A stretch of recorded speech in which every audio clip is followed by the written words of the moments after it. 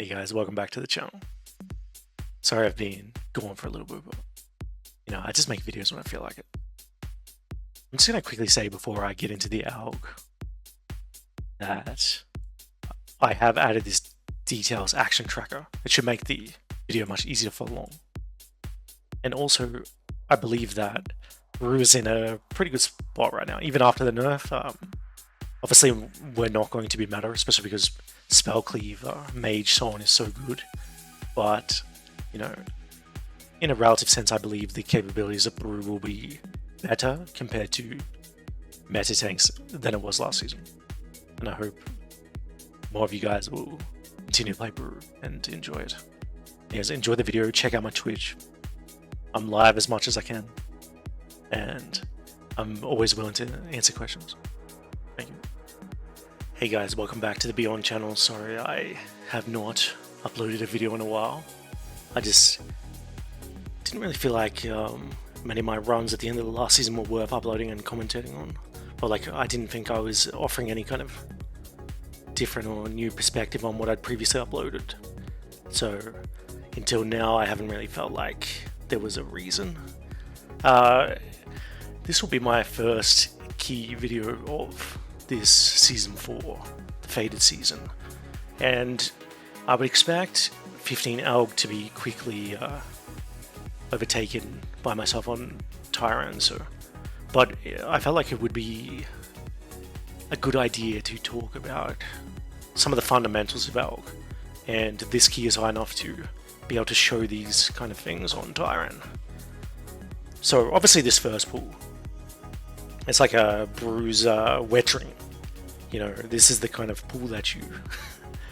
it's like waking up on Christmas morning, But it is important to keep in mind that fundamentals still apply, right? You have to make sure you actually live to when you... See, I'm getting railed here. It's because I fucked up my opener. I came from a completely wrong kind of angle. It's better to come through the center and then pull back, get someone to pull the right for you and then meet in the middle and kind of set up your statue there and go kind of where I am now. But it's important to also, like any pool, you want to be using some sort of defensive on pool as you're gathering, and also you want to maintain this, especially while you're ramping, because this is when you're at your most vulnerable. Once you've started to get this kind of Celestial Brew cycle going, then you're not as susceptible to just randomly dying. But it's important that, okay, so Tyran, you can play everything. Your team's gonna have to play pretty well though. You're gonna have to CC the buzzards as much as possible. And the less amount of uncapped AoE that you have, the riskier this is. But the main things to worry about, so if you're playing Brew and you're doing this pool, especially on, say, Fortified but Tyrannical, even so, if you're spamming your Purify early and you're kind of wasting Purifies, you're going to fall behind on Stagger super quickly. This is a extreme example of this kind of pool. This pool would probably feel a lot easier with Restaurat or some other. But it's important to just kind of, as you're tanking this massive amount of mobs, you're maintaining some sort of a defensive cooldown. You don't want to tank this kind of nakedly, because as you saw, I pretty much went splat immediately.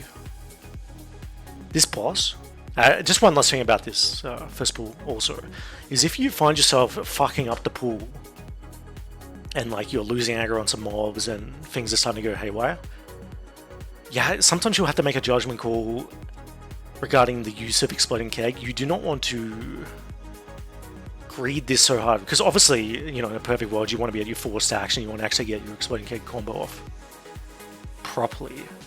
But if you're, for some reason you're losing aggro on mobs and you're starting to die and things are going, it's more important that you stabilize the pool than anything else. So if you have to send it, send it. And the same goes with most of your cooldowns. This boss, I still haven't worked out the timings yet, so I wanted to I used Exploding Keg on pull, like pretty much immediately on pull, because I wanted to come up for the second load of ads. It was out of sync. It did not end up coming up in time.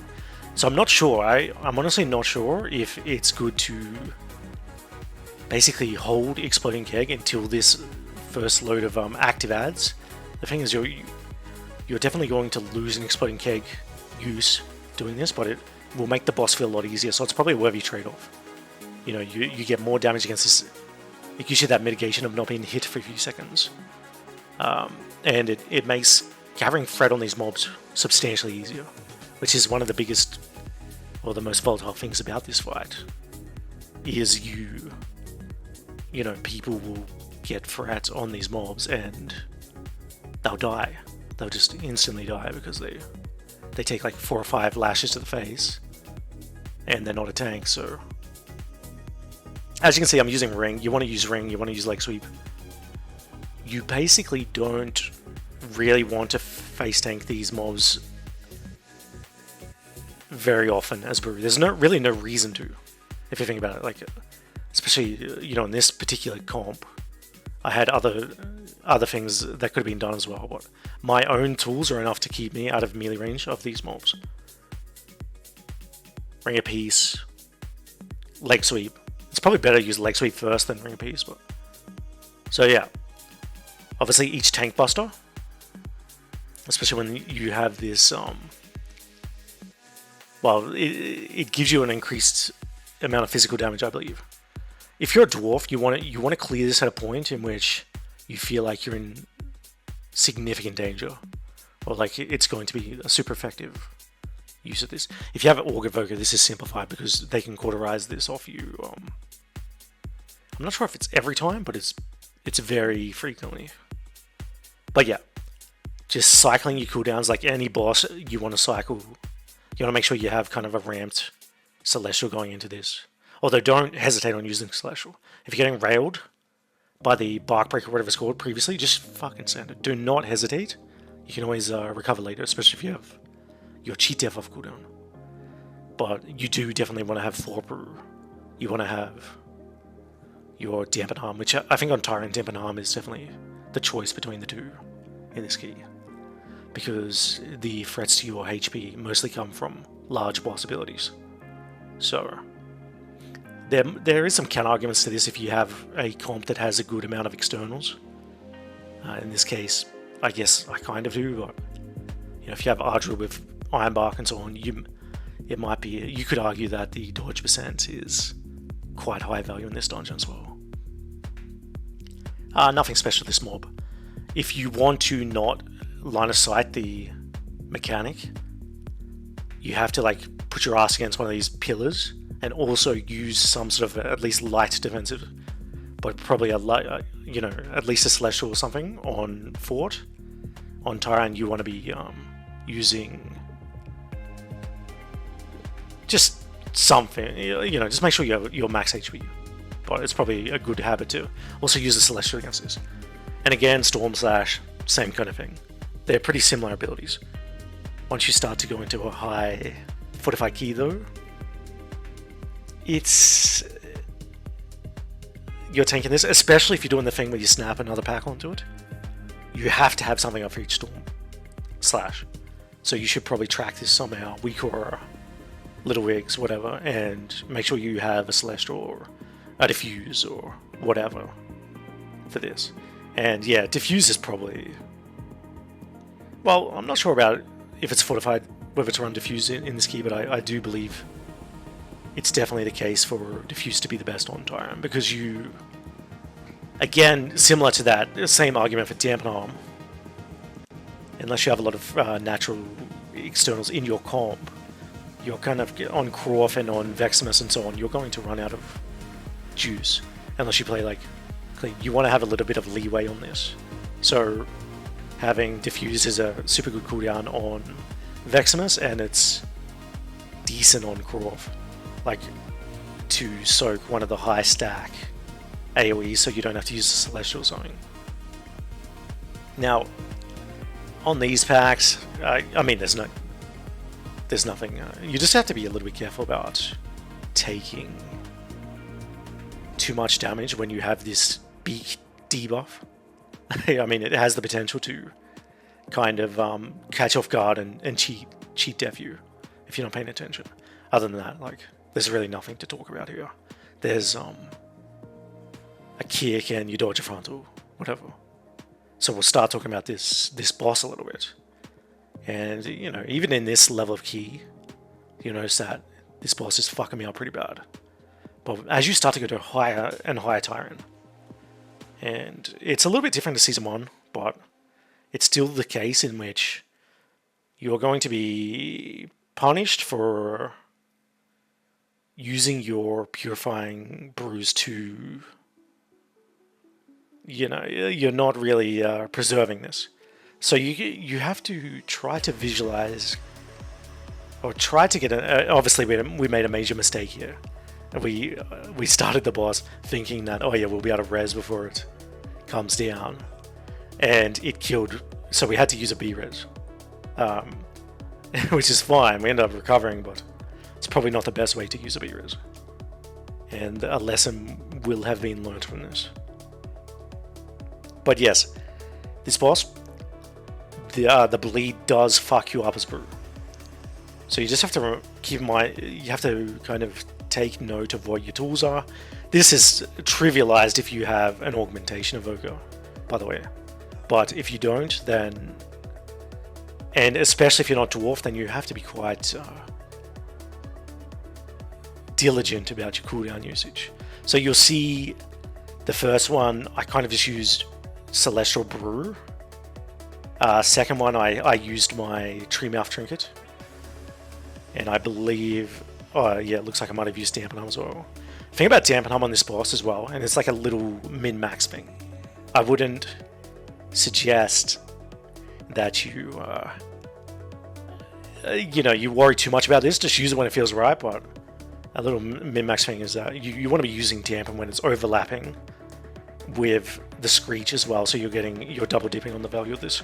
But yeah, don't, again, it's all about trying to maintain, or trying to focus on what you can and not overwhelming yourself. But yeah, good Celestials, and after your first Celestial of the fight, pretty much you'll pretty much always be guaranteed to have a completely ramped Celestial, so it's quite a strong cooldown on this boss. And of course, because of our tier set, it's also dealing with a decent amount of stagger for us. I'm not really sure what the number would be like, but it's decent. But yeah, you can see. Okay, another thing is Fort Brew.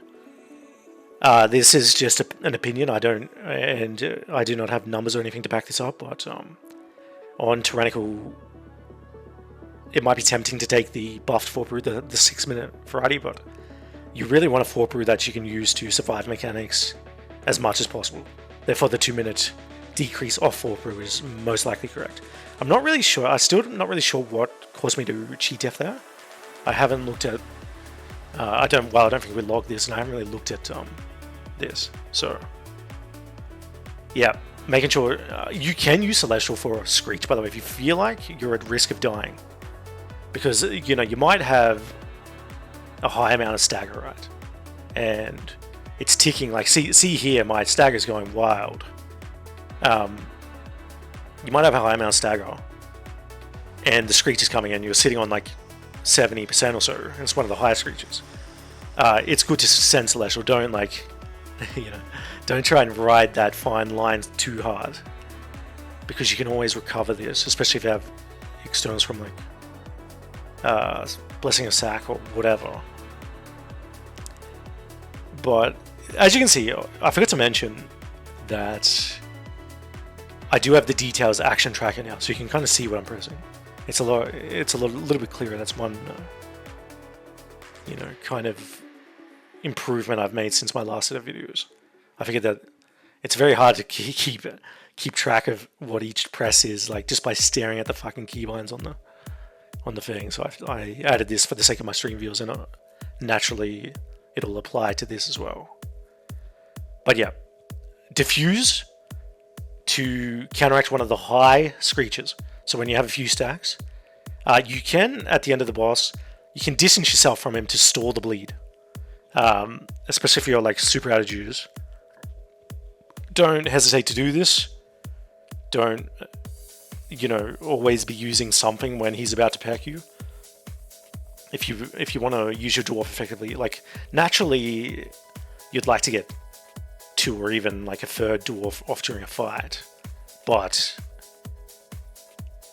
I'm unsure whether it. Like my theory is that maybe the 4th or so bleed is good to dwarf, because then the dwarf will be back up again when you need it most again. So the next time the boss is like super jacked, your dwarf will come up at a nice time and it'll enable you to survive, which is kind of what happened there. Now, I did definitely scuff up the the engagement of this pool. As you can see, I started getting shafted. One of the... I didn't really have anything, but one of the big brew things is making sure that, as you're kind of getting your first Celestial ramped up and whatever, again, like, you're using a defensive on pool. Like some sort of a... something to bridge the gap between your ramp and your first Celestial, and making sure that you can actually use globals to get aggro and so on. So in this case, my tree mouse was not up yet, but if it was, I would have used this. Instead, I had to kind of panic use Black Ox Brew to live, but yeah, this is not a bad use. If you have to do this, just fucking do it. Don't splat because you're like stubborn about getting value out of Black Ox Brew. This has such a low effective cooldown as well that you do not want to. You really, there's like a window of time sometimes as brew where you just have to make a snap decision, otherwise you die. And I imagine that's the case with every tank, and in this case I used Bone Dust to quickly do another really bad Celestial, just to survive, because I had fucked up the engagement of the pool so badly. And then, once you've recovered, then you can kind of be like, okay, how do I recover from here? Whether it's distancing yourself from the mobs, or, in this case, my tree mouse trinket had come up, so on. So we decided to do the snake after these kind of packs here, because the boss has RP. So we wanted to do this, start the RP, and then do that snake pack that's behind. This pool, Severing, especially on 4, big threat to you. If you get a stack of Severing, unless you're in like major cooldowns or something, even then it's probably worth dwarfing, but yeah, it's pretty much always worth dwarfing. And otherwise you want to be outranging this or stopping it somehow. I intend on getting some sort of a weaker that alerts me a little bit louder that Severing is incoming, because you're focusing on 700 things at once. You also want to make sure that you're stopping Monotonous as much as anyone else in the group, and that Mystic Blast from the Scepter does not go off. It's no longer kickable either, so you might have to use power or something to, which is one of the more annoying things about Incorporated, is that you're kind of punished if you use power to stop things.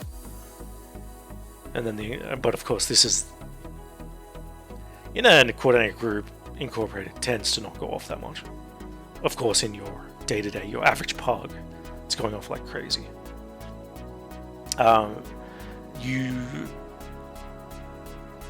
Like this pool, I mean, there's really not much to say. Just in any of these pools, there are kind of some wombos or sequences of damage that can fuck you up a bit if Surge targets you, and you get Severinged and so on. But focus on fundamentals. You should not really struggle to live any of these pools. Like this, try and stop leaps whenever you can. I did try to get that, but I failed. Might have been better for us to have lost it in hindsight, but I'm not sure. You want to... Again, it's just like any pool here. Focus on some sort of defensive on pool as you're gathering. Get your ramp going, get your, your threat. Well, you start to get your first Celestial on your Expel Harm Orbs, and you're cruising. You're cruising. And yeah, on 4, you'll probably want to try to avoid pulling too many of these at once. Like, you're just kind of asking for trouble. Unless you have someone that's kind of losing the big charge. Even then, like, all the little shits, there might be a way to prevent it. I think I heard there is, but if there is, I don't know it yet. So I'm not going to suggest that you do something I don't even know how to do. But the idea is, yeah, 4, take your medicine sometimes. Obviously, you know, you can kind of take a little bit larger risks if you have cheat death. If you have cheat death, it's always kind of like this. So we decided to play this trash. I didn't really like this school that much, but the boys wanted to have drums up for the pool, which makes some sense. You know, Veximus is not a particularly easy boss, but this trash, it's kind of gross. And I did hesitate on pulling the other ones. I should have just pulled them on pool. I turn around and I take a Severing to the back there, which is definitely a mistake. I should have dwarfed that straight away as soon as I noticed it, but instead I'm like hesitating. You know, it surprised me a little bit. I thought I was like well out of range of this. So, but yep, I took a deep breath and I fucking focused on recovering this situation. And yeah, even on this Tyrant 15, like, that fucking bleed just does so much damage. Other than stopping Celestials and Mystic Blasts and, you know, getting stops and kicks where you can, especially on Surge, I don't really have much other advice for this kind of pool. I'm not yet completely knowledgeable on what exactly you should stop. Now, this boss, similar to Krov. Okay, it's not similar to Krov. It's actually substantially different because it's not so easy to get a well, it's a much easier boss, but it's not easy to get a max Celestial Brew, as far as I can remember. So you just kind of want to use these brews as large as you can to make sure that you live the frontal. Everything else on this fight is not really a threat to you. But once you start, okay, so on this key level, and you'll see this later on, without that magic, whatever that fucking talent's called, Yulon's Grace, the frontal does something like 97% of my HP with no defensive. So, of course, you want to, at least at the bare minimum, have Celestial for this. Soak as many of these little balls as you can. And,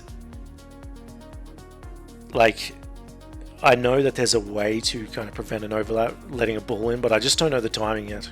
So once I know more about this, I can I can update it at some point. But basically, if your group is not confident in doing this, then you prepare for the overlap that happens at around the 2-minute 15 mark. I'm not sure exactly, by saving like some major defenses for this. Otherwise, someone will die, and you'll see in this fight that the exact thing happens. Now, another little thing as a tank here, other than, you know, making sure you have something for each frontal, is you want to, let's say the boss kind of pushes you to the edge, which does happen a lot for various different reasons. Like you might want to like, intercept a mana bomb or whatever. As soon as the next frontal goes off, if you're at the edge, you want to re-centralize the boss. And you want to encourage your team to not drop the mana bombs in the middle, because the middle is a super important part. Now, is this the so 2 people die here. If this happens, and it's gonna happen at some point, your role is to just keep doing what you're doing, like stabilize your situation. You don't want the healer to have to panic heal you as well while they're trying to figure out how to salvage this. So I just was like, I did cheat, and look, I think, well,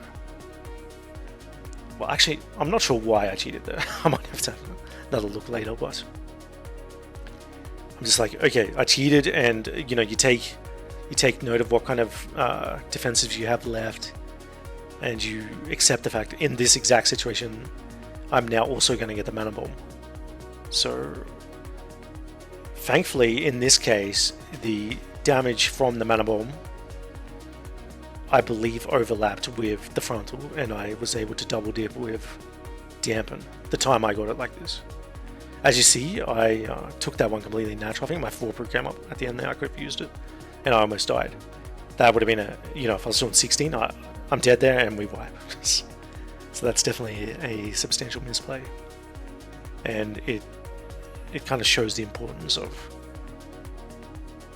making sure that you have something for each. It's like there's a bunch of bosses like this. The last boss of Azure Vault, the Dragon Strike, is very important to have something up for. It basically one-shots without. It was even one-shotting me in a 13. And there is quite a few bosses like this. They're predictable, but if you somehow fuck up and you don't have something, well, good luck. Now, you don't want to get too carried away in these last packs unless you're really tight on time. You do want to kind of take it to the stairs. This thing still exists with the stairs in which the spin happens on a certain point in the z-axis, and if you're below or above this point, then it does not hit you.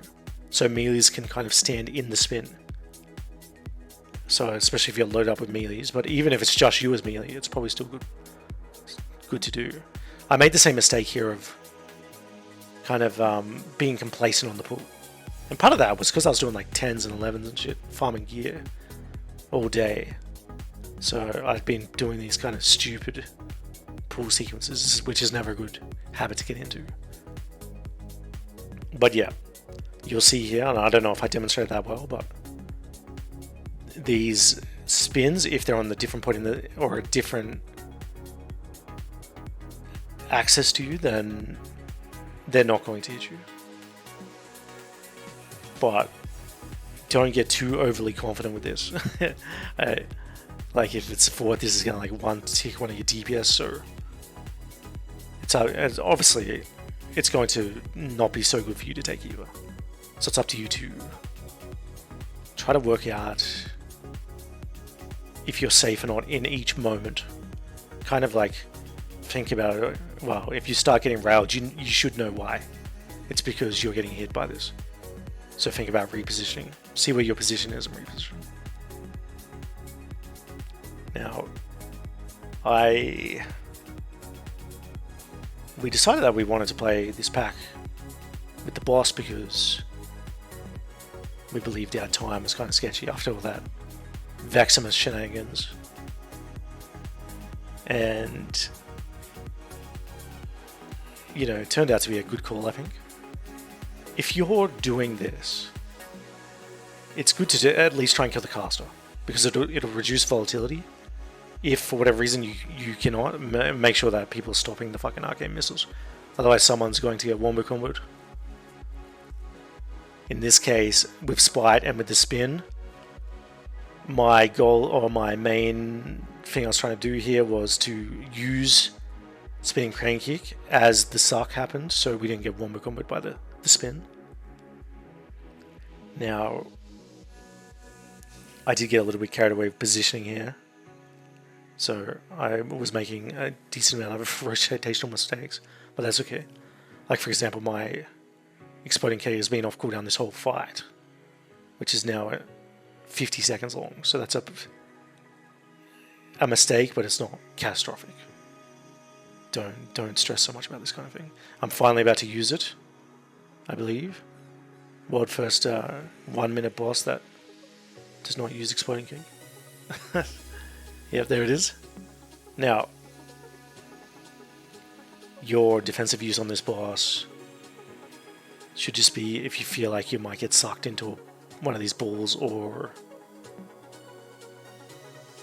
to recover some sort of health discrepancy. This is really quite a low damage fight as a tank. So there's not much to think about from your end other than making sure that your positioning is otherwise quite good. Now, of course, they changed it so the 2 in the middle spawn, which makes this fight so much more annoying. But it's not so bad because you also do not drop the balls until 4 stacks now. So it's a little bit of a trade-off. You've got this pre-existing set, which is in a really awkward spot, but especially after 2 minutes, the fight, like see how it disappears now, the fight becomes much easier. And you want to just make sure you're distancing the boss a little bit or a decent amount away from these pools on the ground. Just to recap on a few things, because I did kind of get carried away on some of the fires. The most important thing to do on any of these bosses, because they all kind of have other than this one, they all have a large damage window followed by like, Croft and the first one have a decent amount of damage outside of this, but to ensure that you have a juiced up celestial, some sort of defensive cooldown, trinket, whatever for each instance of this damage. Otherwise, you will cheat early and then you will end up dying. And you don't want to overuse. Of course, there's always a fine balance, right?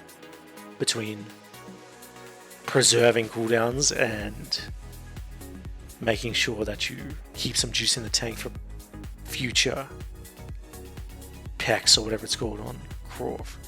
Because you don't want to die because you're like, oh no, I need to save 4 brew for the next.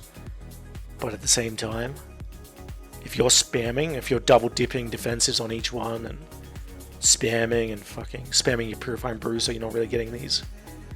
This is one benefit of Croft, is that damage is very predictable. So once you start to experience this pattern, once you start to get a feel for the pattern and how the damage plays out, you can ride high stacker, and this will enable you to get so much value out of your purifying brew, and by default, so much value out of celestial brew, and your mastery will always be capped, so on and so forth. So you don't want to spam purifying brew too hard. You do want to and get used to riding high stagger on Croft and making sure that you have juice for each bleed. And of course, if you have an evoker, then just get him to cauterize you as much as possible. I don't know how often this can happen, but anyways, sorry for the drought in content, and I know I was a little bit scatterbrained in this video, but I just wanted to make one to reintroduce the channel and make sure you guys check out the Twitch because I am streaming again. If you like brew content and you want to ask any more questions, go there or ask below. I'll always answer questions, as I have in previous videos. Thank you again, and the links will be down below in the description.